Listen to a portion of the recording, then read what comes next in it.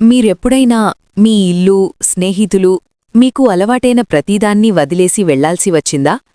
చాలా కాలం క్రితం ఇస్రాయేలులో న్యాయాధిపతులు పరిపాలిస్తున్న కాలంలో ఎలీమెలెకు అనే వ్యక్తికి అలాంటి కష్టమే వచ్చింది. అతని స్వగ్రామమైన బెత్లెహేములో తీవ్రమైన కరువు వచ్చింది. పేరుకే రొట్టెల ఇల్లు కాని అక్కడ తినడానికి ఏమీ లేదు. తన కుటుంబాన్ని రక్షించుకోడానికి ఎలీమెలెకు తన భార్య, 2 కుమారులను తీసుకొని యోర్దాను నదిని దాటి మోయాబు అనే విదేశీ భూభాగానికి వెళ్లాడు. అది వారికి అనువైనది కాకపోయినా బతకడానికి వేరే దారి లేకపోయింది. సంవత్సరాలు గడిచే కొద్దీ ఆ అబ్బాయిలు పెరిగి పెద్దయ్యారు. వాళ్లు వర్ప మరియు రూతు అనే 2 మోయాబు స్త్రీలను వివాహం చేసుకున్నారు. కొంతకాలం అంతా సంతోషంగానే సాగింది. కాని అప్పుడే ఒక పెద్ద విషాదం జరిగింది. ముందుగా ఎలీమెలెకు మరణించాడు. ఆ తర్వాత 10 ఏళ్లలోపు నయోమీ 2 కుమారులు కూడా చనిపోయారు. నయోమీ ఆ పరాయి దేశంలో పూర్తిగా ఒంటరిదైపోయింది. గుండె పగిలిపోయి ఏ ఆశాలేని స్థితిలో నయోమీ చెవిన ఒక శుభవార్త పడింది. యెహోవా దేవుడు తన ప్రజలను కనికరించి వారికి మళ్లీ ఆహారాన్ని అనుగ్రహించాడని, అంటే బెత్లెహేములో కరువు తీరిపోయిందని ఆమె విన్నది. ఇక ఆ పరాయి దేశంలో ఉండలేక దేవుడు దీవించిన తన సొంత నేలకు తిరిగి వెళ్లాలని నయోమి నిర్ణయించుకుంది. అలా మోయాబు దేశాన్ని వదిలిపెట్టి తన సొంత ఊరైన బెత్లెహేముకు ఆమె 2 కోడళ్లు కలిసి తమ తిరుగు ప్రయాణాన్ని ప్రారంభించారు. దారిలో నయోమి తన కోడళ్లవైపు తిరిగి, మీరు వెనక్కు మీ తల్లుల ఇళ్లకు తిరిగి వెళ్ళండి. మీరు ఇంకా యువతులు. మీరు కొత్త జీవితాన్ని ప్రారంభించవచ్చు. మీరు ముసలిదానినైన నాపై చూపిన దయకు దేవుడు మిమ్మల్ని ఆశీర్వదిస్తాడు. కాని మీకివ్వడానికి నా దగ్గర ఏమీ మిగలలేదు అంది. అది చాలా బాధాకరమైన క్షణం. ఎన్నో కన్నీళ్లు కార్చిన తర్వాత వర్ప నయోమికి ముద్దుపెట్టి వెనక్కి తిరిగి వెళ్ళిపోయింది. కాని రూతు ఎవరూ ఊహించని పనిచేసింది. చరిత్రలో నిలిచిపోయే పనది. ఆమె బాధలో ఉన్న తన అత్తగారిని హత్తుకొని అద్భుతమైన విశ్వాసంతో ఈ మాటలు చెప్పింది. నిన్ను విడిచిపెట్టమని నన్నడగవద్దు. నీవు వెళ్ళుచోటికే నేను వస్తాను. నీవు నివసించుచోటనే నేను నివసిస్తాను. నీ జనమే నా జనం, నీ దేవుడే నా దేవుడు. మరణము తప్ప మరేదైనా నిన్నూ నన్ను వేరుచేసినట్టయితే యెహోవా నాకు ఎంతో కీడుచేయుగాక అంది. రూతు కేవలం ప్రేమా విశ్వాసాలను నమ్ముకుని అనిశ్చితమైన భవిష్యత్తు కోసం తన గతాన్ని వదిలేసింది. అలా వారు బయలుదేరి బెత్లెహేము చేరుకున్నారు.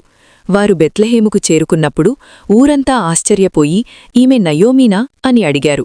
కాని నయోమి ఇంకా తన దుఃఖంలోనే ఉండి, నన్ను నయోమి అని పిలవకండి, నన్ను మారా అని పిలవండి, ఎందుకంటే సర్వశక్తిమంతుడైన దేవుడు నా జీవితాన్ని చాలా చేదుగా మార్చాడు అని బదులిచ్చింది. కాని మన జీవితంలో అత్యంత చేదు క్షణాల్లో కూడా దేవుడు తెరవెనుక మనకోసం పనిచేస్తూనే ఉంటాడు. వారు అక్కడికి వచ్చాక వారికి ఆహారం కావాలి. కాబట్టి రూతు పొలాలకు వెళ్లి పరిగే అనగా మిగిలిపోయిన ధాన్యాన్ని ఏరుకోడానికి సిద్ధపడింది. ఆ కాలంలో దేవుని చట్టం ప్రకారం రైతులు తమ పొలాల అంచుల్లో పంటను పూర్తిగా కొయ్యకూడదు, కిందపడిన ధాన్యాన్ని తీసుకోకూడదు. వాటిని పేదలకు, విధవలకు, విదేశీయులకు వదిలేయాలి. రూతు ఆ మూడింటికీ చెందిన స్త్రీయే.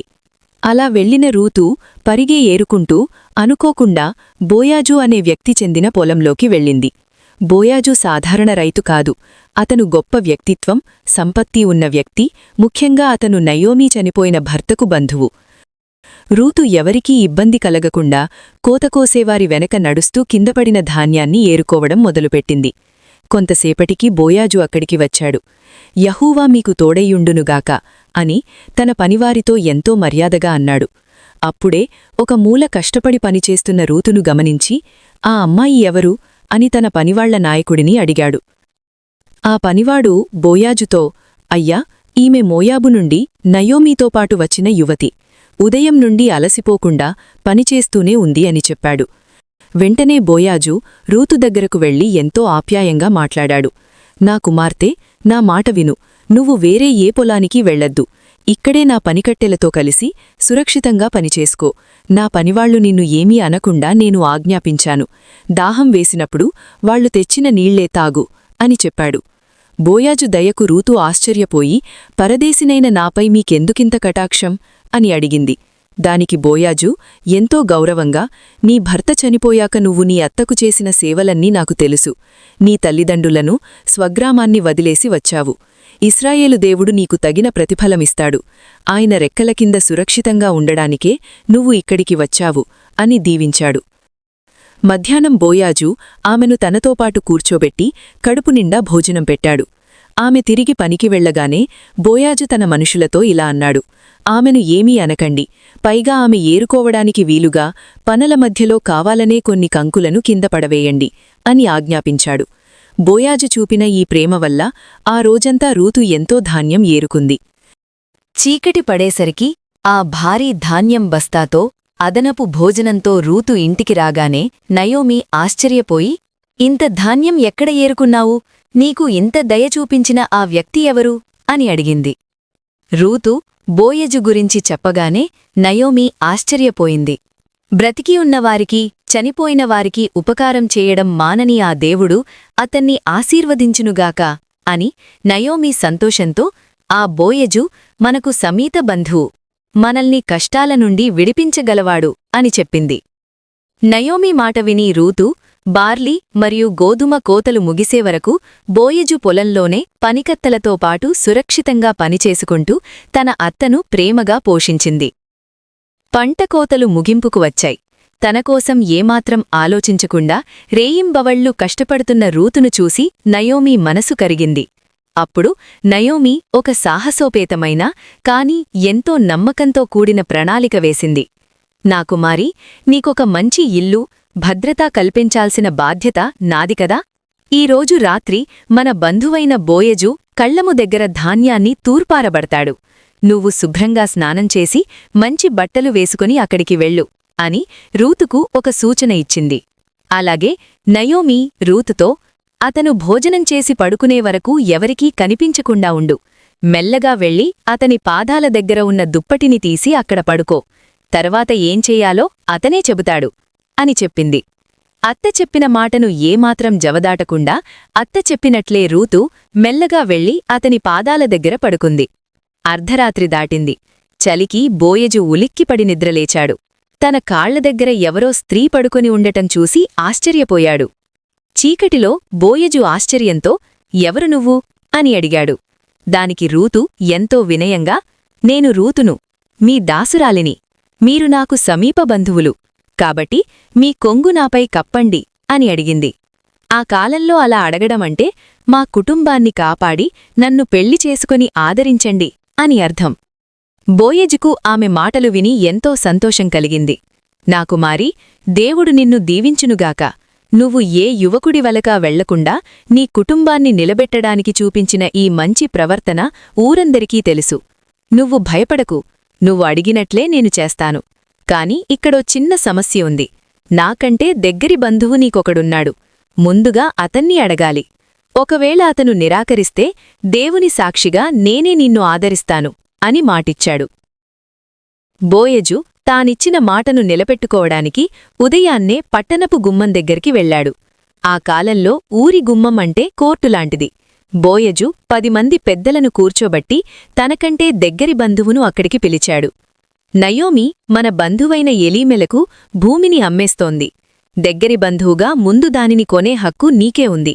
నువ్వు కొంటావా అని అందరి ముందు అడిగాడు. ఆ బంధువు వెంటనే సంతోషంగా, తప్పకుండా నేనే కొంటాను అని బదిలిచ్చాడు. కాని బోయజు ఒక ముఖ్యమైన షరతు చెప్పాడు. నువ్వా భూమిని కొంటే చనిపోయిన ఆ కుటుంబం పేరును నిలబెట్టడానికి మోయాబీయురాలైన రూతును కూడా పెళ్లి చేసుకోవాలి అన్నాడు. అది వినగానే ఆ బంధువు కంగారుపడ్డాడు. రూతును పెళ్లి చేసుకుంటే తన సొంత ఆస్తికి ఇబ్బంది వస్తుందేమో అని భయపడి, అయితే నేను విడిపించలేను, నా హక్కును నీకే ఇచ్చేస్తున్నాను అని వెనక్కి తగ్గాడు.